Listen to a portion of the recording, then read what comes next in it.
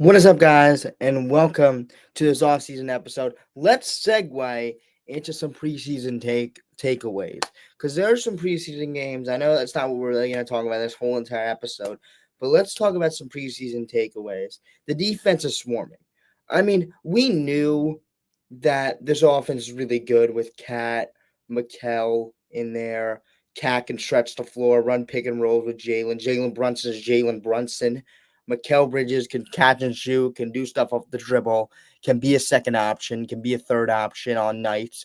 OG Anunoby can shoot wide open threes. He can also drive off closeouts. I mean, we know all the offensive things, but I feel like what gets wrapped up in all those good offense is how good this team is on defense. I mean, look at the two wings that are on the screen, Mikel Bridges and OG Anunoby. Their wingspan. I think let's start with that.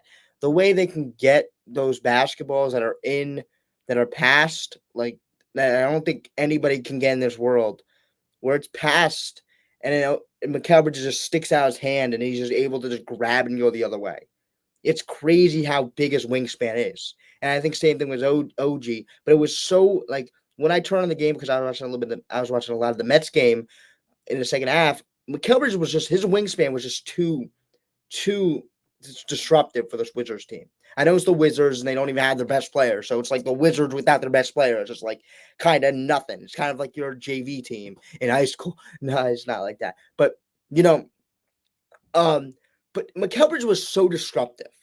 And I feel like this we forget when we bring in these players how disruptive Mikel Bridges is in the passing, how disruptive he is to point guards, how his matchup versatility is. Yes, one-on-one defending, but how he can just disrupt the floor, shrink the floor for offensive players. You have your Trey Young dribbling at the ball on the wing. You have your Hunters. You have your Zachary Ricochet, and he's trying to get the Zachary Ricochet intercepted right by Mikel Bridges because his arms are so long that Ricochet can't get the ball. He can't meet the ball because his arms can just slap it away. Mikel Bridges' arms, same with OG Anunoby. So it's like I just gave the Atlanta Hawks as a example because they're just the first team on my mind. I don't know why, but they're just the first team on my mind. But yeah, I mean the defense is swarming. That's the great way to put it, as I put in my notes. The best way to say is this defense is swarming. Um, could Deuce McBride improve? I think he definitely could. But the thing is how does he improve? Well, his role is not different. But I feel like Deuce McBride puts in the work that he can be a not very knockdown three-point shooter. If he can do that 2 years in a row, that's when teams start respecting you. I don't think he'll be respected that much. I don't know. But if he can get like over 35% this season, he's gonna be so respected next season. But I think the ball handling skills definitely need to improve. And I think that's just gonna go with it because of how much he has to get. He has to be in the point guard situation where he's just backup point guard. You're gonna have to use some of your ball handling skills. He didn't really show them last year. Didn't really have a lot of them, but I feel like he's worked very well in the offseason and has his ball handling skills. And he showed that at West Virginia a little bit of how he can play with the ball in his hands. So that's just gonna have to be there. He's gonna have to be able to dribble the ball. Like he's gonna have to be able to break somebody down defensively. Not that like he breaks his ankles, but gonna have to create a play where he breaks on a defender comes in, then he can easily pass it out to the corner shooter, and the defender can help, and then corner shooter's wide open. He just do simple stuff like that. That's gonna make his game so much more diverse and so much better than it is already. And his game is very good already, but if that can put his game to a different level, and he can be one of those backup point guards that people are like, damn, like we have to play Jalen Brunson, then we have to play Deuce McBride. Holy crap, this is gonna be a very hard game for our guard defenders. If the teams can think that, then we're gonna be in a very good situation.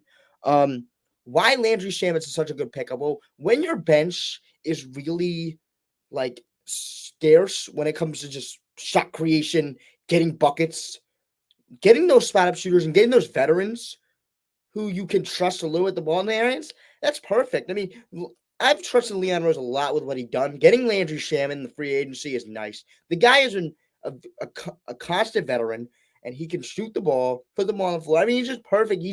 Shooting gets you a long way in this game nowadays. Shooting is if you can shoot the three ball, you have a roster spot, and if you can defend a little bit, I think Thibodeau said, which Thibodeau's the guy that's gonna say he's held up defensively, which is the way he's gonna get on the floor. And but plus the shooting. Thibodeau already knows about shooting. He doesn't have any question about the shooting. The shooting is what gets him a spot, but getting him on the floor is his defense. He is able to hold up. And I think the kind of the qualification for Thibodeau is just for him to hold up, because the Knicks just need that kind of shot creation. Not shot creation. The Knicks just need that kind of like just punch scoring wise. It doesn't need to be just taking the guy off the dribble. Just can make an open shot. Can respect him from three.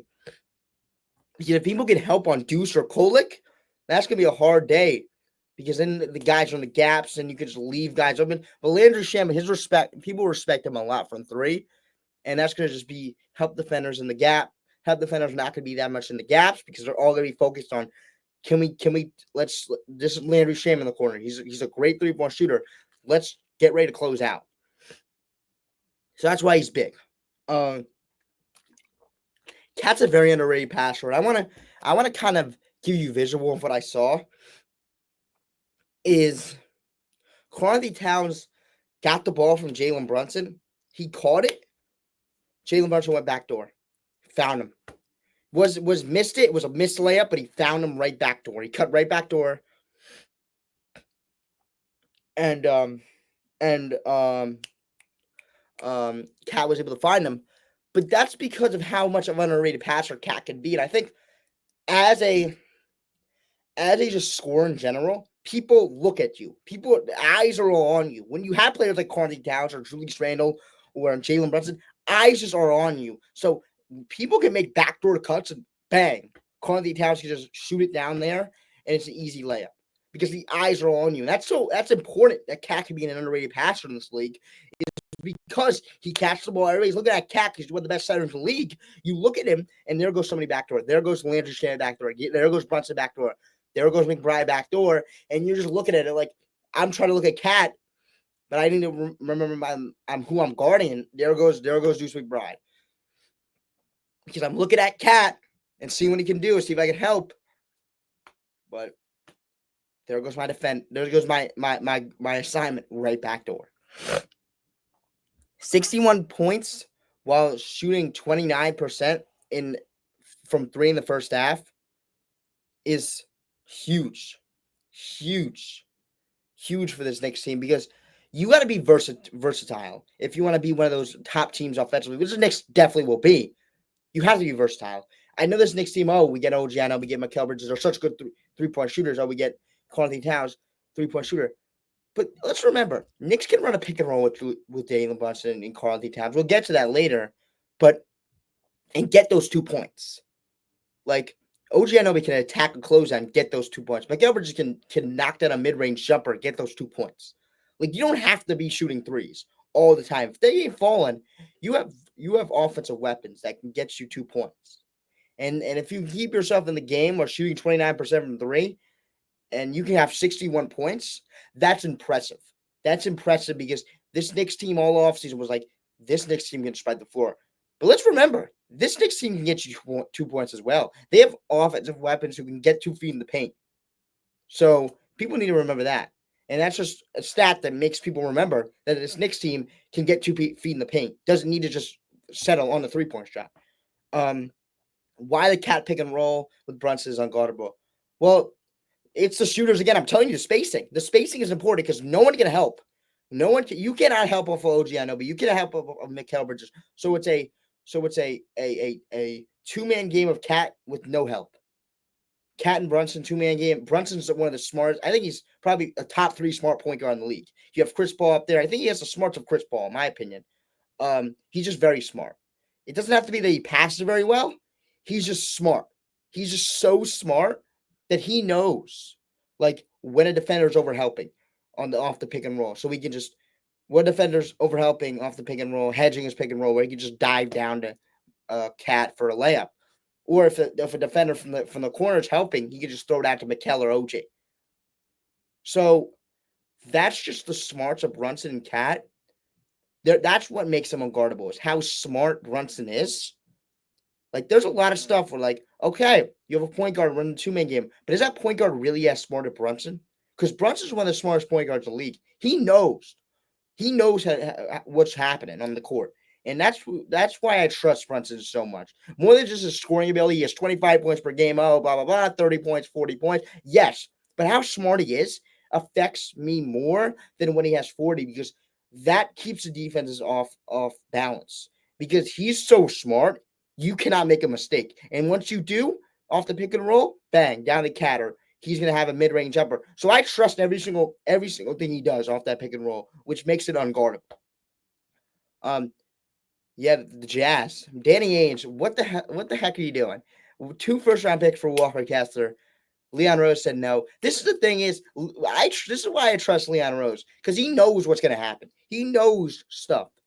If I can just go ahead and get Cat for a first-round pick and Julius Randle and Dante Vincenzo, I don't need to gut my 2 first-round picks for Walker Kessler. That's just not a good deal to do. That's just what bad GMs do. Bad GMs would accept that deal, and we know how good Leon Rose is. That's just it. That's just all it is. Leon Rose is one of the best GMs in the league. So that's just all it is. And I mean, let's just talk about this Knicks team and how good they are offensively. You talk about the Cat and Brunson pick and roll. You talk about the wings we have on the screen. And is this team the best defense in the league? I think so, but I think it depends on if Mitch can come back. Because this Knicks team, I think there's a difference between this Knicks team and a team that has talent and just doesn't care defensively in the regular season. This team's going to swarm you every single possession. You're not going to get a possession off. You're not going to be like, oh, this Knicks team didn't swarm me this possession off. We're going to swarm you every single possession. This Knicks team's going to swarm you every single possession.